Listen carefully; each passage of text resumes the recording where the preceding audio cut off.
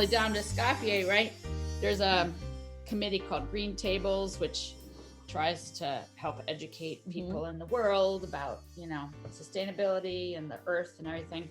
And we had some very interesting seminars. The most recent one was fermentation. Right? And then we have the next one coming up at Green Tables is on for Earth Month. And it's going to be a panel of farmers. So look out for other, you know, things that we have going on. So one of the things that we do each year, that's not a COVID year, is go take people to France to work with people who have, it's a hotel, but it may as well be a farm, where they've been in operation about 25 years. And I wrote their cookbook for them about 2 years ago.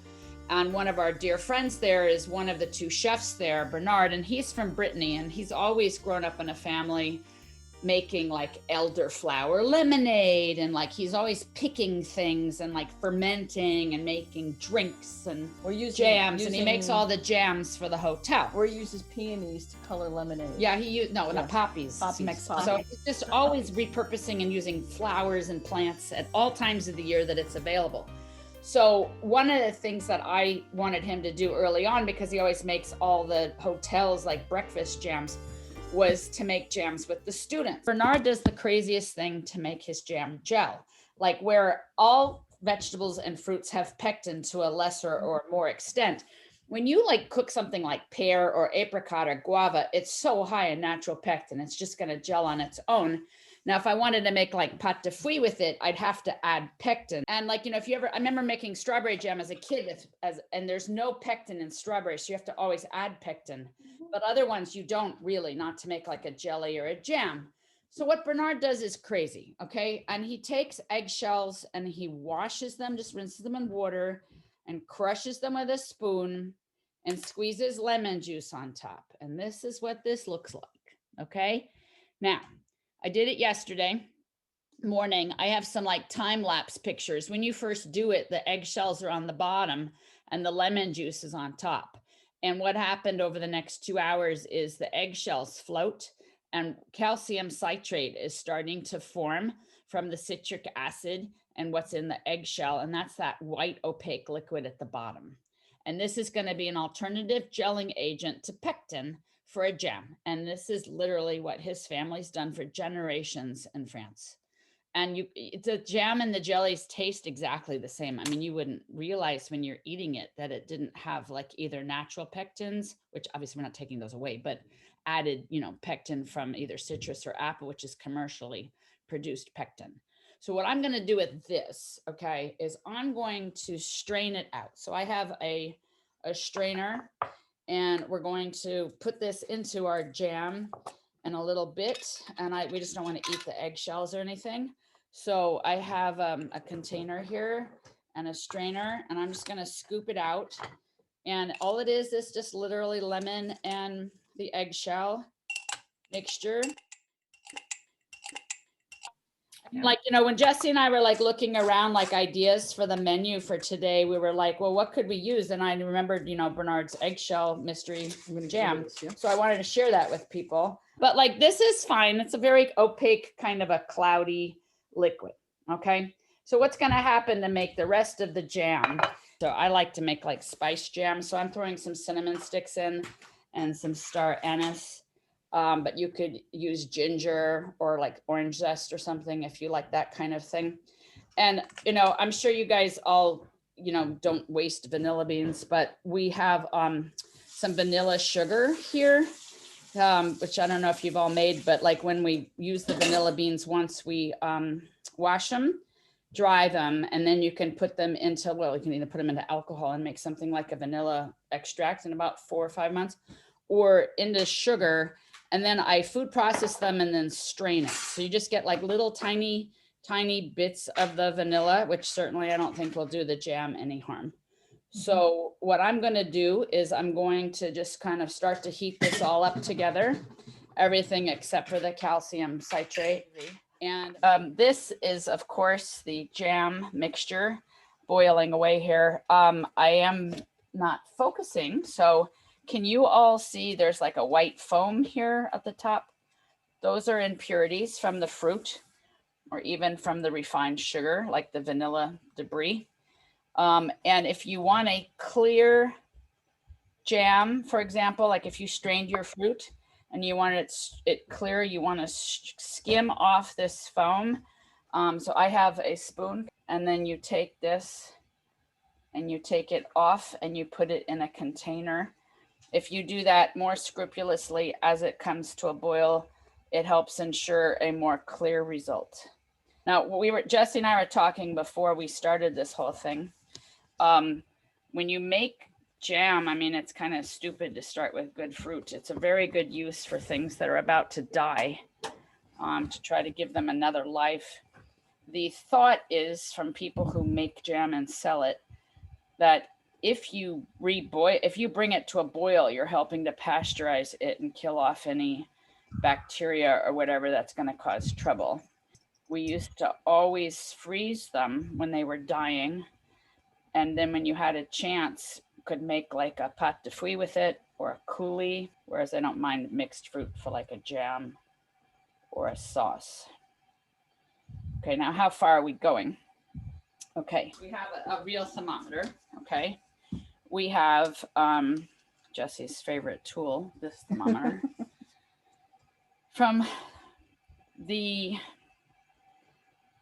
rate and size of the bubbles, I don't think we're quite there yet. Okay, yes, it's maxing out at just under 216. We're going to go a little bit higher than that. One thing you can tell if you cook like enough syrups, whether it's fudge or just sugar syrups, the rate and size of the bubbles tells you something about the temperature that it's going to set at. So if I take it and I put it here, I can see what its texture is really going to be like. You know, and you could see, I think, that it flows a lot. So that is too thin for like your toast. Okay, that'll just make a soupy mess. So we want to go until the texture you would want to see on your toast. The jams and mixtures all will get thicker as they get cool. So sometimes people overcook it here. I have seen people, for example, make a caramel with the sugar by accident with the raspberries, and it made a really great raspberry flavored caramel jam. So you don't even have to necessarily waste it. I mean, I wouldn't want to burn it. But every time we check, a little bit more water will have cooked out, so it will tighten up. And it's getting there. Now, from a shelf life perspective, if I was selling this, I would want to do slightly more conservative procedure. I would have no qualms personally, you know, washing the fruit and then saving them as they're starting to die in the freezer, and then cooking it like I said, okay, just exactly the same as I said. But I'd bring it to a boil, turn it off at the first boil, let it sit for about 10-15 minutes, and then reboil it. And what was taught to me anyway, this is from somebody who is one of the highest ranked pastry chefs in the world. They're a MOF, the ones who wear the collar of the flag of France on them, and also somebody who's the only French female pastry chef I've ever met, Christine Ferber. They call her the Queen of Jam in France.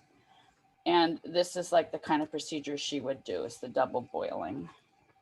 Just gonna see how it is. It's still a little tight. So I'm just gonna let it go a little bit further. If you wanted a jelly, can you see how I have bits of the fruit that have just broken themselves up more with the boiling process? You could strain it. Now, if I was gonna strain it, I'm gonna show you the size strainer I would use. A jelly, right? I would use a fine mesh strainer, and then it's pain in the neck, all the seeds get stuck, but it makes a good kind of result. When you strain the fruit out, it's ridiculous. The cost, what that does, it wastes both in terms of the quantity and then just the yield. It's insane. So what I do, if I wanted some texture but not like all the seeds, is put in about a third of the mixture back after it's strained, always to help bulk it up and not waste the food. And I'm not even doing that today because I want to have all this texture and not waste any of the food.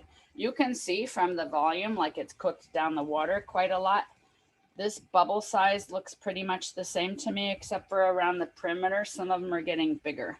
That is a sign it's entering the next stage of evaporation out on a candy thermometer. In terms of like pasteurizing and stuff, what a lot of people do, like Christine Ferber, is wash the jar and then put it in a 220 degree oven which is above boiling.